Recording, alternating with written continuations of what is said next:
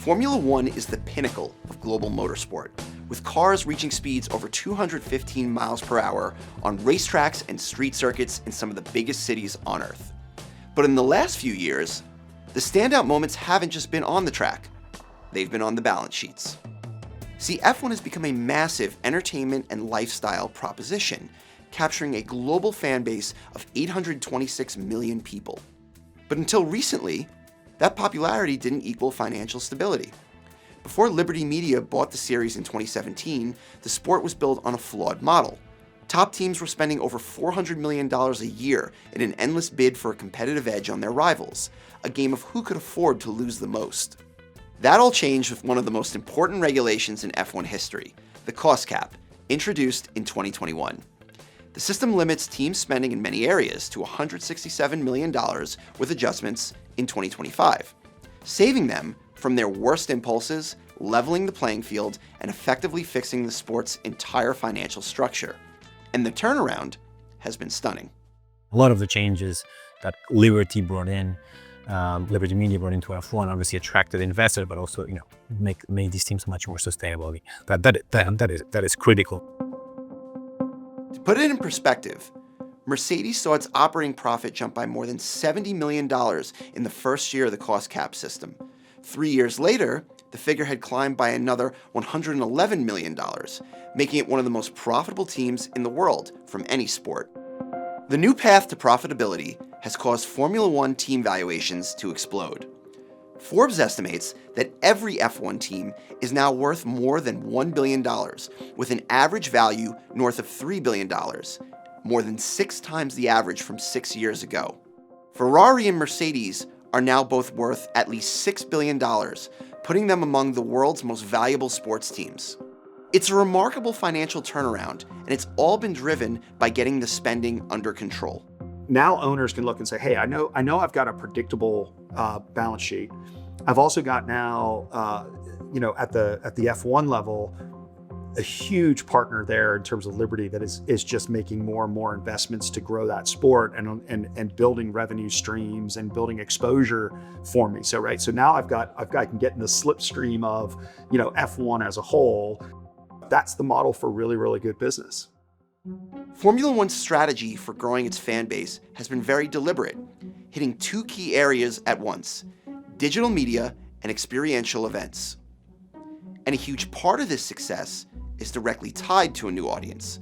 As of today, women represent 42% of the sport's global fan base, and the fastest growing segment of all new fans is young women between the ages of 18 and 24. This demographic shift was massively accelerated by the Netflix series Drive to Survive, which has now aired 7 seasons. The show successfully reframed the sport. It was no longer just about the cars. It was about the drama, the personalities. F1 became an appealing entertainment and lifestyle product in its own right. If you look before Liberty acquired Formula One, what did it need to do to continue to grow? In no particular order. From a geographic standpoint, we needed North America, it was the biggest sports market in the world, and we were kind of nowhere. More diversity, more women, more youth, our future. That's exactly what Liberty and the sport, we've all come together. You got to give Netflix a lot of credit for, Formula One is a big deal now in North America. Our new fan base are women and youth and daughters and sons. And so that's what we needed to grow the sport. And then what that's brought along with it are partners that you've never historically seen in the sport. And I think what they've been attracted to is this new, growing, very engaged fan base that we've been able to, collectively bring to the table. In 2023, Formula One launched a sister series called F1 Academy, where all of the drivers are women, and the new championship has attracted high-profile sponsors, such as American Express and Tommy Hilfiger. It has also drawn in companies in new categories, such as cosmetics brand Charlotte Tilbury. When I came to approach the F1 teams to support F1 Academy, it was the first time in the history of the sport they gave their name and liveries to something that are not the cars they build. And it was for an all-female race series. So I think that really shows the authenticity at the core of the F1 Academy. We as a sport want to give this opportunity and challenge the outdated preconceptions that it demands well. And for brands like Charlotte Tilbury, I think the sport has become so big and so global now that she said, okay, what can we do in the motorsport space? How can we disrupt? How can we show that a woman in motorsport no longer needs to be like a tomboy? You like makeup, you can still like racing cars. It's grown so much here in the United States. Like we have 3 Grand Prix and everyone knows. And it's really great because it's created this whole economy and like creator marketplace, honestly. And it's given like so many people opportunities, and it's some of my biggest brand deals have come out of these Formula One weekends where I'm not even driving. It's just like for my social media side. And so it's been really cool to see growth, like not only for my content creator side, but also as a race car driver, I've been able to get better partnerships because they're like, oh, I want to be on a race car like F1. The current commercial environment of Formula One features 2 distinct fan cohorts: the traditional purists and the new entertainment-first consumers. While both drive revenue, their motivations for engaging with the sport are fundamentally different, leading to a dynamic tension at the core of F1's modern appeal. What we've been doing is taking the data that we've got from the new fan base that we've acquired through Drive to Survive. We've had to completely shift how we're communicating with that audience. To your point, some of them are more casual, but Formula One has shifted from a hardcore motorsport proposition into an entertainment and lifestyle proposition where the heart of it needs to remain and will remain motorsport. I think we also need to cater for that more casual fan that will watch the highlights, will see it more as a drama, especially off-track drama. And I think it's important as we grow the fan base further that we cater for both. It's not one or the other.